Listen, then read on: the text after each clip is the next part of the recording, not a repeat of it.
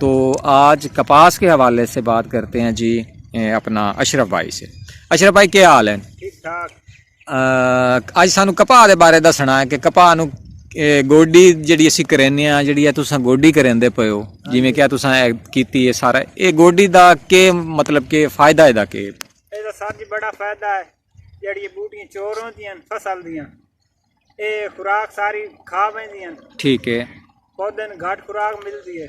जड़ी बूटी खुराक ज़्यादा खा जाती। खाद ज़ाया हो वेंदी, जड़ी बूटी ला वेंदी। ठीक। अच्छा ये सामने जो है अशरफ हैं, अशरफ भाई जिन्होंने कपास वगैरह काश की हुई है, तो ये गोडी कर रहे हैं। गोडी बहुत ज़रूरी होती है कपास की। इसमें ये होता है कि ये जैसे आप ये देख रहे हैं, ये मैं आपको थोड़ा सा जूम करके दिखा देता हूँ। ये सारा का सारा जो है इसी खेत से बीच में से ये तमाम गंद जो होता है या जड़ी बूटी होती है फालतू, इसे निकाला जाता है। अगर ये बीच में रहे तो जैसे ये आप पौधे देख रहे हैं कपास के, इनको पूरी खाद, पूरा स्प्रे या पूरी उसकी जो ताकत होती है वो पूरी नहीं मिलती।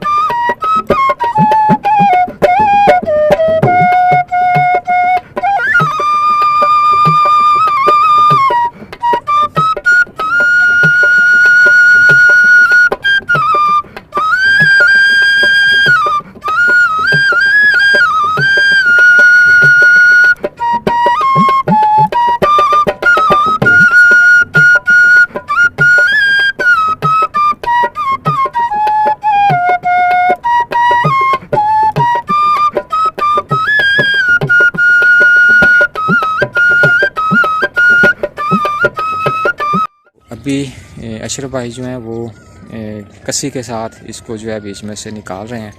निकालने के बाद इसे फिर ऐसे चुन के अलग खेत से बाहर जो है फेंका जाएगा, या फिर बाद में सूखने के बाद इसे जलाया जाता है। तो आप देख सकते हैं जी कि अभी तक जो कपास की सूरत हाल है वो इतनी है। मतलब आप कह सकते हैं कि पौधा जो है कुल मिला के 8 या 9 इंच का पौधा हमारे यहाँ इधर हो चुका है। कुछ एरियाज़ में 1 फुट से भी ज़्यादा पौधे की हाइट हो चुकी है, लेकिन हमारे इलाके में काश्त थोड़ी सी लेट होती है, थोड़ी सी 10-12 दिन। तो नेक्स्ट 15-20 दिन में इंशाल्लाह ताला कपास जो है वो काफ़ी हद तक बड़ी होना शुरू हो जाएगी। फिर उसके ऊपर जैसे ये फूल लगते हैं, फल लगता है, टिंडे वगैरह लगते हैं, तो वो प्रोसेस इंशाल्लाह ताला आपको जो है मैं अपने नेक्स्ट व्लॉग में दिखाया करूँगा। सामने मेरे जो हैं अशरफ भाई हैं, ये मतलब कि काश्तकार हैं माशाल्लाह। इनसे आज बात करते हैं। इनका बहुत एक्सपीरियंस है हमारे इलाके में माशाल्लाह। इनके अब्बू जो हैं वो असलम भाई, वो भी बड़े मशहूर हैं। अपना ट्रैक्टर वगैरह, ज़मीन वगैरह ठेके पे लेनी, अपनी भी, और सारी को काश करना, और माशाल्लाह बड़े जीनियस समझे जाते हैं, काफ़ी हद तक जीनियस। मतलब आप कह लें कि फसल के हवाले से बहुत जीनियस हैं, समझदार हैं, फसल को समझते हैं। अच्छा, तो कपास की जी फसल होंदी है, ये वास्ते सानू एहतियात केड़ी करनी चाहिए है, या इनू खुराक की जी देनी चाहिए है? थोड़ा जिहा नवे बंदे जिहड़े कि जट बिरा साडे जिहड़े कपाह दे बारे नहीं जानते, कुछ इलाकों च कपाह गड्डींदी नहीं है, लोग उत्थे शौक करेंदे कपाह। तो कोई जो ज़रूरी पैगाम कि कपाह वास्ते एहतियात ये होनी चाहिए, ज़मीन की तैयारी इंज होनी चाहिए, तो इनू खाद वगैरह इहो जी देनी चाहिए, ਉਹਦੇ बारे कोई रोशनी पा। तैयारी जी जमीन की बहुत जरूरी है। ठीक है। अच्छी तरह हाल चला के, ठीक है, जरखेज किया जाए। ठीक है। उस बाद लेवल करके काश्त की। लेवल का ये फायदा होता है कि पानी इको जिहा लगा, सारे खुराक इको जी मिली सारे पौधे। तो अच्छा, तो उस तो बाद मतलब कि हुण ये कितने दिन तक इनू टिंडे वगैरह लगने शुरू हो जासन? क्योंकि इंशाल्लाह महीने तक टिंडे लग सन, इनू महीने तक टिंडे लगने शुरू हो जासे। समझ आ गई। और उस तो बाद इस ते फिर इहदा कोई स्प्रे होंदा जिहदे नाल ये फुल अपना ਜਿਹੜਾ ਹੁੰਦਾ ਫਲ ਫੁੱਲ ਉਹਨੂੰ ਕੇਰੇ ਨਹੀਂ ਗਿਰਾਵੇ ਨਹੀਂ, ਉਹਦੇ ਵਾਸਤੇ ਕੀ ਕਰਨਾ ਚਾਹੀਦਾ ਕਿ ਇਹਦਾ ਫਲ ਜਿਹੜਾ ਲੱਗੇ ਜ਼ਿਆਦਾ ਫਲ ਲੱਗੇ? ਜੇ ਇੱਕ ਦੋ ਚੀਜ਼ਾਂ ਹਨ ਉਹ ਸਪਰੇ ਕਰੀਂਦੀਆਂ ਨੇ ਇਹਨਾਂ ਦੇ ਕਿਹੜੇ ਕਿਹੜੇ? ਅੱਛਾ ਇੱਕ ਸਨਾਪਰ ਹੈ, ਇੱਕ ਸਲਫਰ ਹੈ, ਅਸੀਂ ਉਹਦੇ ਦੂਸਰੀ ਕਪਾਹ ਹੈ ਵੱਡੀ ਜਿਹੜੀ ठीक काश्त की थी, ठीक है फल लग गया। ठीक है, ये उससे इस्तेमाल कर रहे हैं, अच्छा रिजल्ट मिला। अच्छा रिजल्ट आमदा पिया माशाल्लाह जी। ये अशरफ भाई से आपने बात की है। हमारे इलाका जो है ना ज़िला जंग का, ये बिल्कुल बॉर्डर है।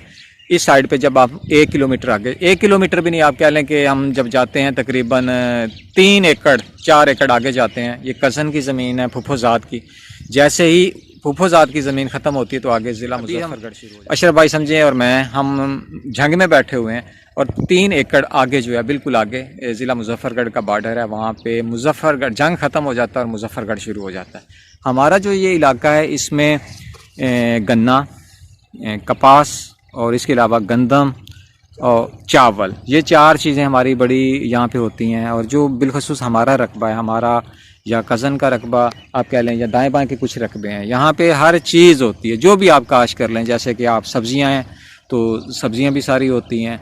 उसके अलावा आप यहाँ पे कोई भी पौधा लगा लेते हैं, जैसे कोई फल का पौधा, तो वो भी होता है। मतलब कि हर तरह से एक नरम ज़मीन भी है, थोड़ी रेतली है लेकिन नरम है, अच्छी ज़मीन, ज़रख़ेज़ ज़मीन है।